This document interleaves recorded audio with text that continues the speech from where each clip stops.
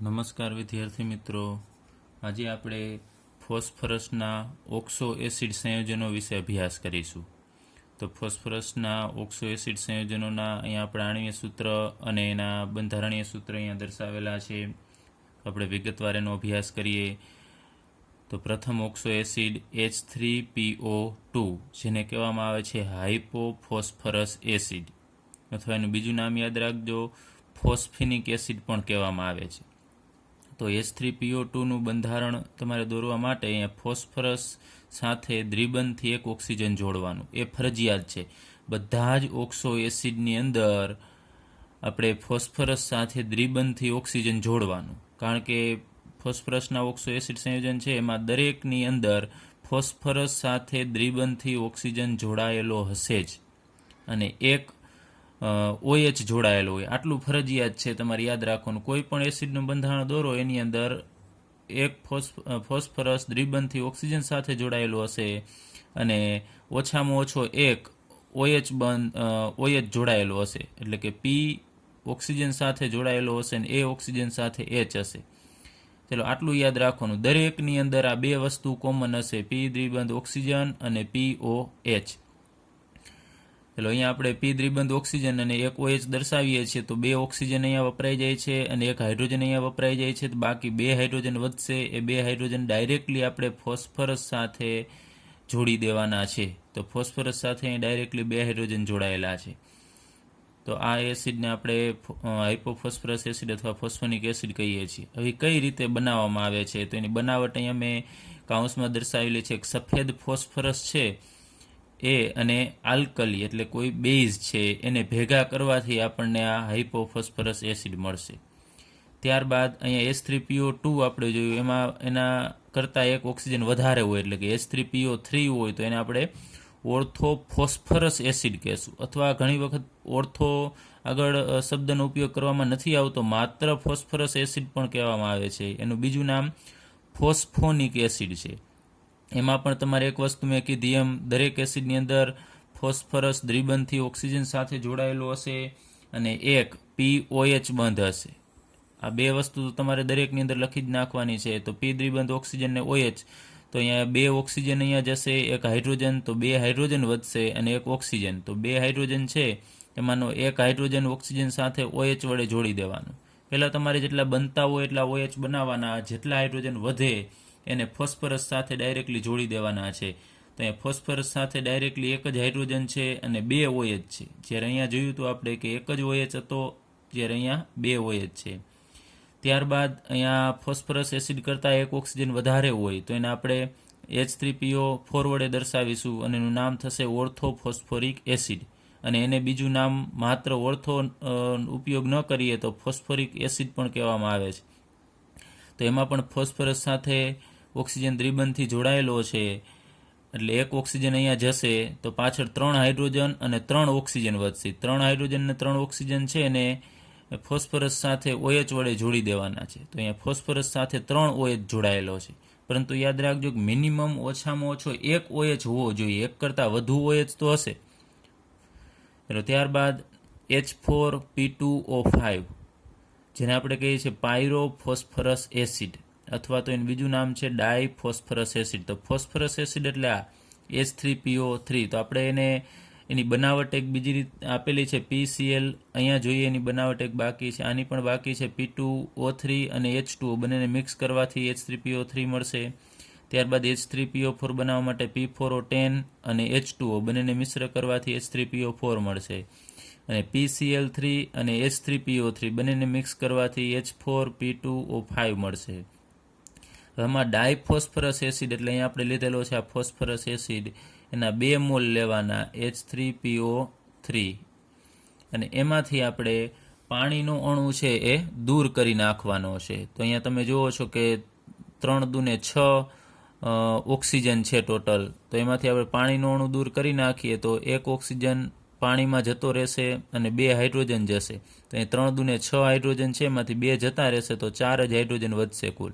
પછી 2 phosphorus P2 અને oxygen 3 દૂ 6, 6માંથી એક પાણીમાં જાય છે તો 5 વધશે, તો H4P2O5 થશે. એટલે કે 2 ફોસ્ફરસ એસિડ લીધેલા હતા અને એમાંથી પાણીનું અણુ દૂર થવાથી આપણને પાયરોફોસ્ફરસ એસિડ અથવા તો ડાયફોસ્ફરસ એસિડ મળે છે.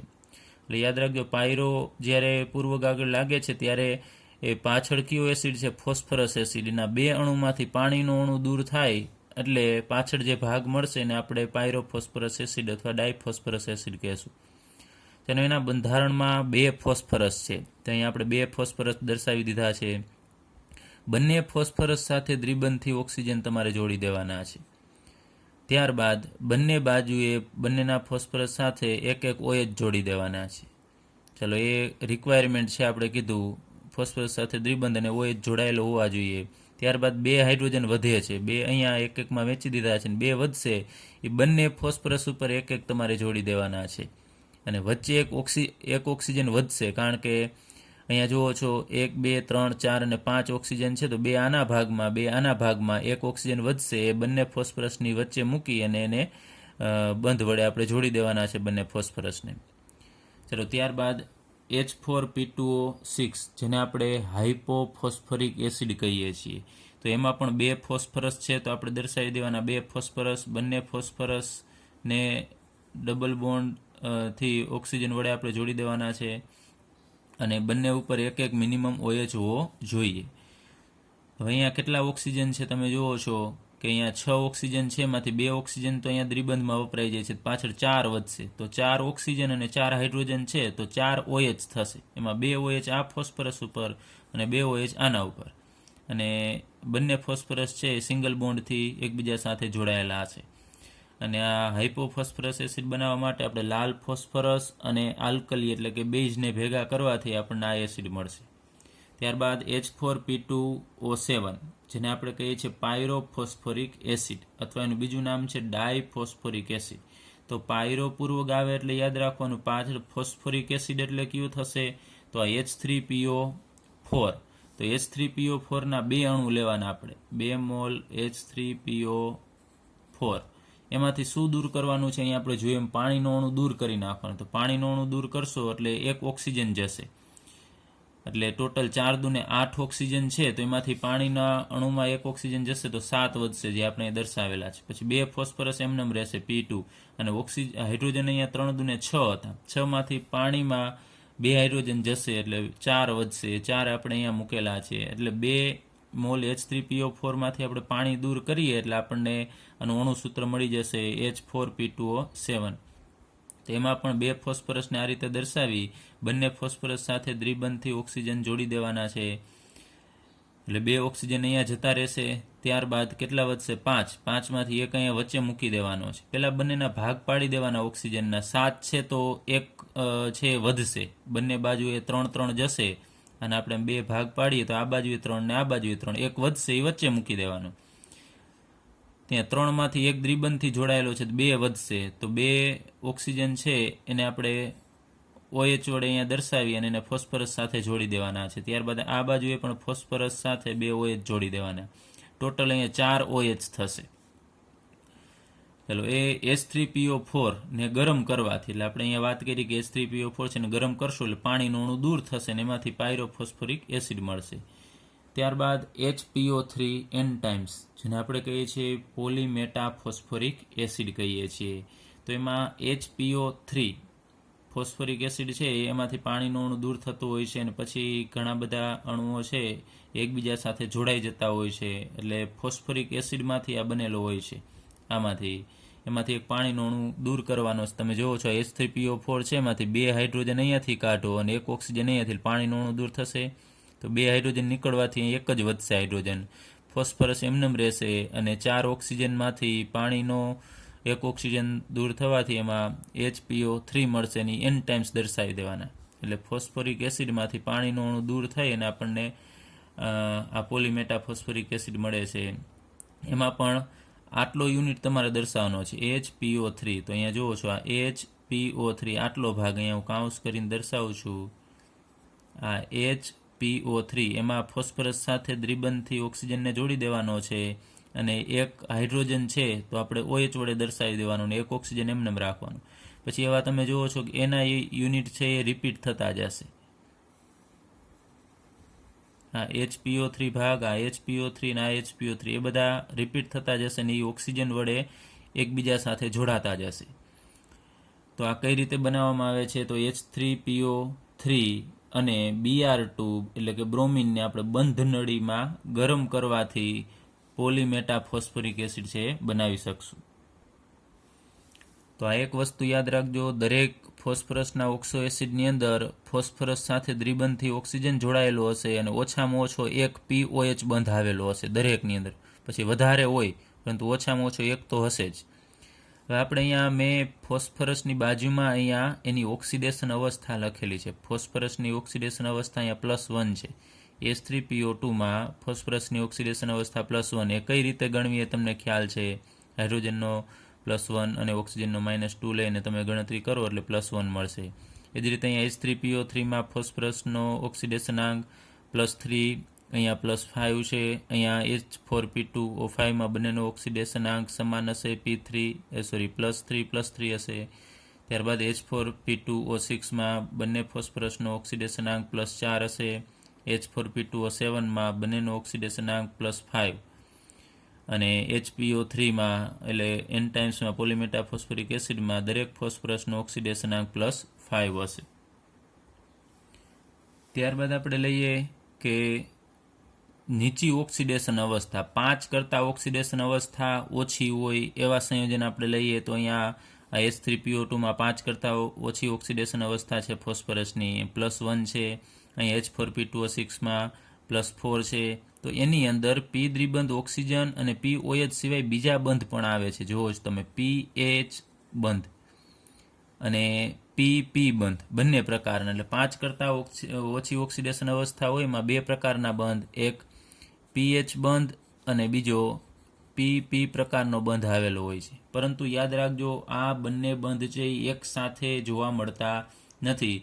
જો PH બંધ હોય તો PP પ્રકારનો બંધ નહીં હોય અને જો PP પ્રકારનો બંધ હશે તો PH બંધ નહીં હોય. અહીંયા તમે જુઓ છો H3PO2માં હાઇપોફોસ્ફરસ એસિડમાં PH બંધ છે તો એમાં PP પ્રકારનો બંધ હશે નહીં. ત્યારબાદ અહીં H4P2O6 હાઇપોફોસ્ફોરિક એસિડની અંદર PP બંધ છે તો એમાં PH બંધ નહીં હોય. એમાં તમે જુઓ છો ડાયરેક્ટલી ફોસ્ફરસ સાથે હાઇડ્રોજન જોડાયેલો હોય એવો એક પણ બંધ નથી. એટલે આ યાદ રાખજો, જો આ બંધ હોય તો આ બંધ નહીં હોય ને આ બંધ હોય તો આ બંધ નહીં હોય. પરંતુ આ કેમાં જોવા મળશે? નીચી ઓક્સિડેશન અવસ્થા જેમાં ફોસ્ફરસની હોય એવા ઓક્સો એસિડમાં, એટલે કે 5 કરતાં ઓછી ઓક્સિડેશન અવસ્થામાં જોવા મળે છે. અહીંયા પણ H3PO3માં પણ તમે જુઓ છો PH બંધ જોવા મળે છે. ચાલો હવે આ બધા ઓક્સો એસિડ છે એટલે કે એસિડ જ છે, તો એસિડની વૃત્તિ શું હશે? H+ ગુમાવવાની. એટલે આ બધાની કંઈક એસિડિકતા હશે. તો આ બધા H+ મુક્ત કરવાની વૃત્તિ ધરાવતા હોય છે. તો માનો કે આપણે અહીંયા લઈએ H3PO2ની અંદર અહીંયા 3 હાઇડ્રોજન છે, તો એ કેટલા હાઇડ્રોજન મુક્ત કરી શકશે? એની એસિડિકતા છે એ કેટલી હશે? આમ તો એસિડિકતા, એસિડ હોય એની બેઝિકતા હોય તો આપણે કહી શકાય એની બેઝિકતા કેટલી, એટલે જેટલા H ગુમાવે એટલી એની બેઝિકતા ગણાય. તો અહીંયા 3 હાઇડ્રોજન છે પરંતુ 3 હાઇડ્રોજન છે એ આ હાઇપોફોસ્ફરસ એસિડ મુક્ત કરતો નથી. યાદ રાખજો અહીંયા H+ મુક્ત કરવાનું હોય, પરંતુ ફોસ્ફરસ અને હાઇડ્રોજન બંનેની વિદ્યુત ઋણતા લગભગ સમાન છે. તો અહીંયાથી H+ મુક્ત થશે નહીં, કારણ કે H+ ક્યારે મુક્ત થાય? બંનેની વિદ્યુત ઋણતામાં મોટો ફેરફાર હોય ત્યારે. તો અહીંયા ફોસ્ફરસની જો વિદ્યુત ઋણતા વધારે હોત તો એ બંને ઇલેક્ટ્રોન મેળવી લેત, પરંતુ આ બંનેની વિદ્યુત ઋણતા સમાન છે એટલે આમાં જે સહસંયોજક બંધમાં ભાગીદારી ઇલેક્ટ્રોન હશે એ બંને બાજુએ સમાન રીતે વહેંચાયેલા હશે. અહીંયાથી H+ મુક્ત થશે ને, એટલે યાદ રાખજો PH બંધ હોય ને એ બેઝિકતા દર્શાવતો નથી, તો અહીંયાથી પણ H+ મુક્ત ન થાય. પરંતુ અહીંયા ઓક્સિજન સાથે જોડાયેલો હાઇડ્રોજન છે એ બેઝિકતા, એસિડિકતા છે દર્શાવશે, કારણ કે ઓક્સિજન અને હાઇડ્રોજન એમાં વધુ વિદ્યુત ઋણ તત્વ ઓક્સિજન થશે તો આ બંધના ઇલેક્ટ્રોન ઓક્સિજન મેળવી શકશે અને અહીંયાથી એને H+ તરીકે દૂર કરી શકશે. તો OH સાથે, ઓક્સિજન સાથે જોડાયેલો હાઇડ્રોજન હોય એ જ એસિડિકતા દર્શાવે છે. યાદ રાખજો ખાસ, આ ફોસ્ફરસ સાથે ડાયરેક્ટલી જોડાયેલા હાઇડ્રોજન એસિડિકતામાં ભાગ લેતા નથી. તો અહીં આપણે કહી શકાય કે H3PO2 છે એમાં કેટલા H+ મુક્ત થઈ શકે? તો એક જ H+ મુક્ત થઈ શકશે, કારણ કે એક જ OH છે. તો આની બેઝિકતા 1 ગણાય. એસિડ હોય એની બેઝિકતા કહેવાય. ત્યારબાદ H3PO3 છે એની અંદર 2 OH છે, તો અહીંયાથી 2 H+ મુક્ત થઈ શકશે, તો આની બેઝિકતા 2 ગણાય. આ H મુક્ત થશે નહીં. એટલે ઘણા બધા આમ ડાયરેક્ટલી જોતા હોય છે કે H3PO3 છે ને એસિડ છે તો આ 3 H મુક્ત થઈ જાય, એવું નથી. પણ એ 3 Hમાંથી 1 H ફોસ્ફરસ સાથે જોડાયેલો છે, એ H+ તરીકે ક્યારેય મુક્ત થશે નહીં. ત્યારબાદ H3PO4 છે એમાં 3 OH છે, તો ઓક્સિજન સાથે જોડાયેલા દરેક હાઇડ્રોજન છે એ મુક્ત થઈ શકે, તો અહીંયા બેઝિકતા 3 થશે. ત્યારબાદ H4P2O5 છે એમાં 2 OH છે, તો એમાંથી H મુક્ત થઈ શકશે, તો આની બેઝિકતા 2 થશે. ત્યારબાદ અહીંયા 1 2 3 4 છે, તો આમાં બેઝિકતા 4 ગણાય. ત્યારબાદ H4P2O7માં 1 2 3 4, તો આની બેઝિકતા પણ 4 થશે. ચાલો હવે બીજું આપણે લઈએ. આ એક ખાસ યાદ રાખજો, pH બંધના હાઇડ્રોજન છે એ કેમ મુક્ત થતા નથી? કારણ કે બંનેની વિદ્યુતઋણતા સમાન છે. ચલો ત્યારબાદ HPO3 એ થ્રાઇઝ હોય છે, 3 વખત હોય છે. અહીંયા આપણે લીધું કે પોલીમેટાફોસ્ફરિક એસિડમાં HPO3 યુનિટ છે એ n ટાઈમ્સ હોય છે, અસંખ્ય હશે. જ્યારે એ 3 વખત જ આવેલા હોય તો એને કહેશું આપણે સાયક્લોટ્રાઇમેટાફોસ્ફોરિક એસિડ કહેશું. 3 જ વખત છે એટલે ટ્રાય, અને એનું બંધારણ છે સાયક્લો પ્રકારનું છે, એટલા માટેના નામમાં સાયક્લો આગળ એડ કરવામાં આવે છે.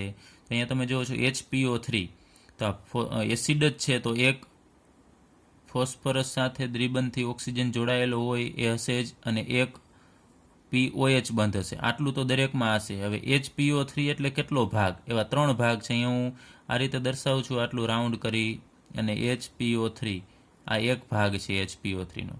ત્યારબાદ બીજો HPO3 નો ભાગ આટલો થશે, આ બીજો HPO3, અને આ ત્રીજો HPO3.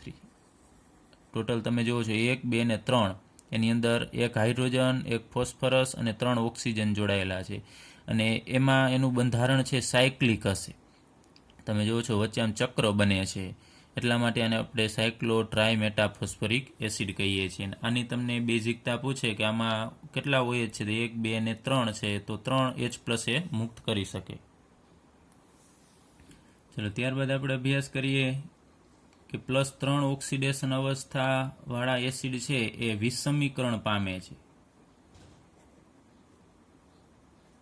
વિષમીકરણ એટલે આપણે અભ્યાસ કરી ગયા છે આગળ ઉપર કે એક સંયોજનનું ઓક્સિડેશન થાય અને એનું જ રિડક્શન થાય, એને આપણે વિષમીકરણ કહીએ છીએ. વિષમીકરણ પામતા હોય એવા +3 ઓક્સિડેશન અવસ્થાવાળું આપણે એસિડ લઈએ, H3PO3, એટલે કે ઓર્થોફોસ્ફરસ એસિડ છે, એમાં ફોસ્ફરસનો ઓક્સિડેશનાંક +3 છે.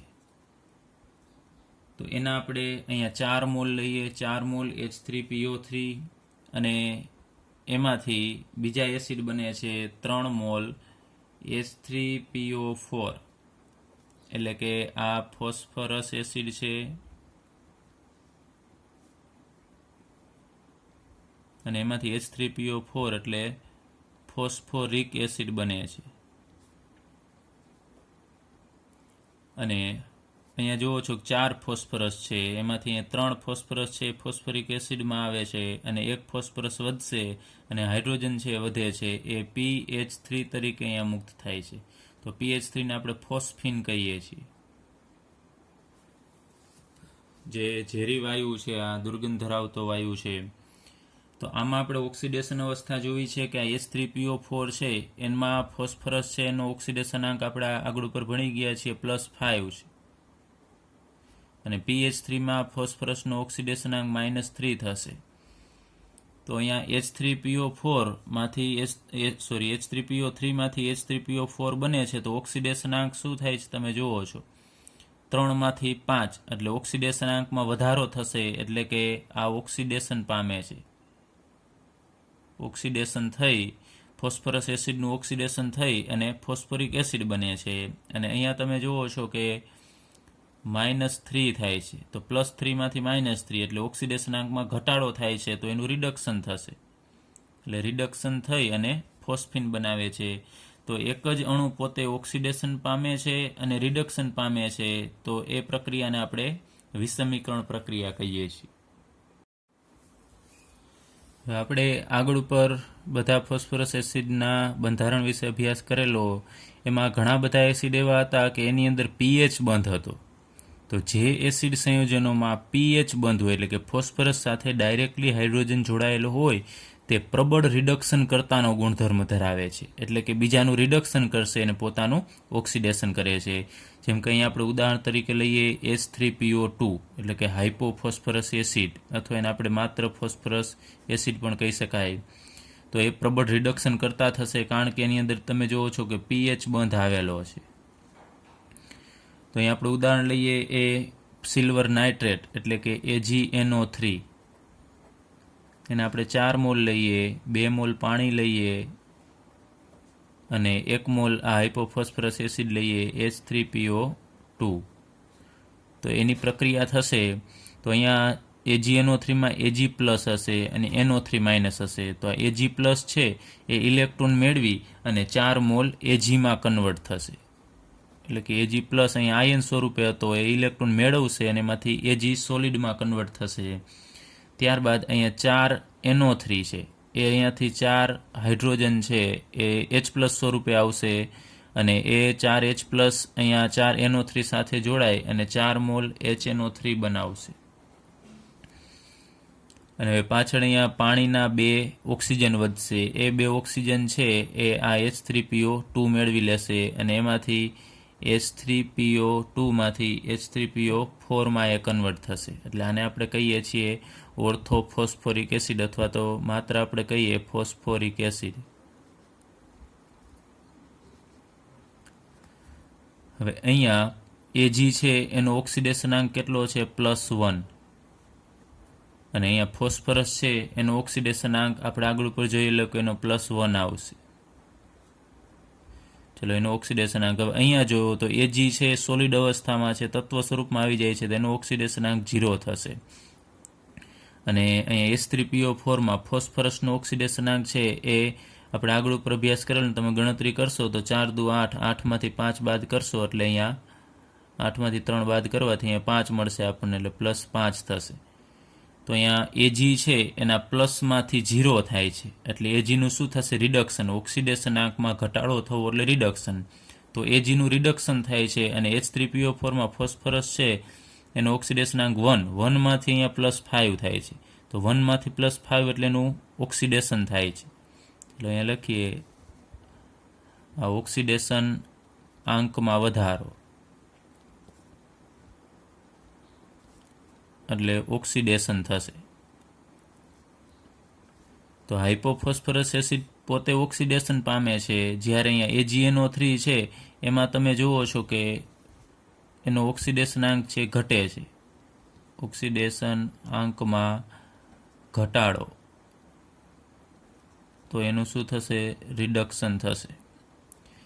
તો H3PO2 છે Ag પ્લસનું રિડક્શન કરે છે અને પોતાનું શું કરે છે? ઓક્સિડેશન કરે છે. એટલે આપણે H3PO2ને પ્રબળ રિડક્શન કરતા કહી શકાય. હવે આપણે આગળ વાત કરીએ એમ યાદ રાખજો કે અહીંયા ફોસ્ફરસના ઓક્સો એસિડ છે એમાં આયનીકરણ કેનું થશે? તો ઓક્સિજન સાથે જોડાયેલો હાઇડ્રોજન છે એ જ H+ સ્વરૂપે મુક્ત થશે. આમ આયનીકરણ પામી અને H+ સ્વરૂપે એ જ એસિડિકતામાં ભાગ લેશે, જ્યારે ફોસ્ફરસ સાથે ડાયરેક્ટલી જોડાયેલો હાઇડ્રોજન એનું આયનીકરણ થતું નથી અને એસિડિકતામાં કોઈ ભાગ ભજવતો નથી. તો જેટલા OH હોય એટલી એની બેઝિકતા ગણાય. H3PO2 છે એની અંદર તમે જુઓ છો એક જ OH છે તો એની બેઝિકતા 1 થશે, એટલે એક બેઝિક કહેવાય. એ જ રીતે આપણે આગળ ઉપર અભ્યાસ કરેલો H3PO3 એ એની અંદર 2 OH છે એનું બંધારણ જોઈ લેજો એટલે દ્વિબેઝિક કહેવાય. અને H3PO4 છે એની અંદર 3 OH છે તો એ ત્રિબેઝિક થશે એટલે 3 H+ છે એ ગુમાવી શકે.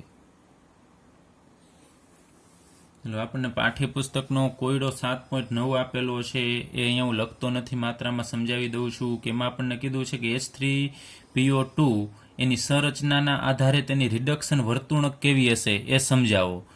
તો અહીંયા આપણે એનું બંધારણ દર્શાવેલું છે, એમાં ફોસ્ફરસ હાઇડ્રોજન સાથે જોડાયેલો છે, એવા 2 pH બંધ છે. તો આપણે કીધું કે જેમાં pH બંધ આવેલો હોય એ પ્રબળ રિડક્શન કરતા છે. તો આપણે કહેવાનું કે આ એસિડ છે એ પ્રબળ રિડક્શન કરતાનો ગુણધર્મ ધરાવે છે. ત્યારબાદ બીજા આપણને 2 લખાણ સંબંધિત પ્રશ્ન આપેલા છે. એમાં કીધું છે કે H3PO4 ની બેઝિકતા કેટલી થશે? તો 3 બેઝિકતા થશે, કારણ કે એનું બંધારણ આપણે આગળ ઉપર દોરેલું હતું. એમાં તમારે બંધારણ દોરવામાં યાદ રાખવાનું છે કે ફોસ્ફરસ સાથે દ્વિબંધથી 1 ઓક્સિજનને જોડી જ દેવા, એટલે 4 ઓક્સિજનમાંથી 1 અહીંયા વપરાઈ ગયો છે, તો 3 ઓક્સિજન રહેશે અને 3 હાઇડ્રોજન. તો 3 ઓક્સિજન ને 3 હાઇડ્રોજન હોય તો 3 OH દર્શાવી દેવાના. એટલે તો 3 OH, તો OH ઉપરનો હાઇડ્રોજન છે એ એસિડિકતા દર્શાવે છે, તો 3H+ મુક્ત થઈ શકે, તો આની બેઝિકતા કેટલી થશે? 3 થશે. ત્યારબાદ 7.12મો લખાણ સંબંધિત પ્રશ્ન આપેલો છે. એમાં કીધું છે કે H3PO3 ને ગરમ કરવામાં આવે ત્યારે શું થાય? તો અહીંયા આપણે આ સમીકરણ આગળ ઉપર દર્શાવી દીધું છે કે ફોસ્ફરસ એસિડને ગરમ કરવામાં આવે ત્યારે વિસમીકરણ પામે છે અને ફોસ્ફરિક એસિડ અને ફોસ્ફિનમાં કન્વર્ટ થશે.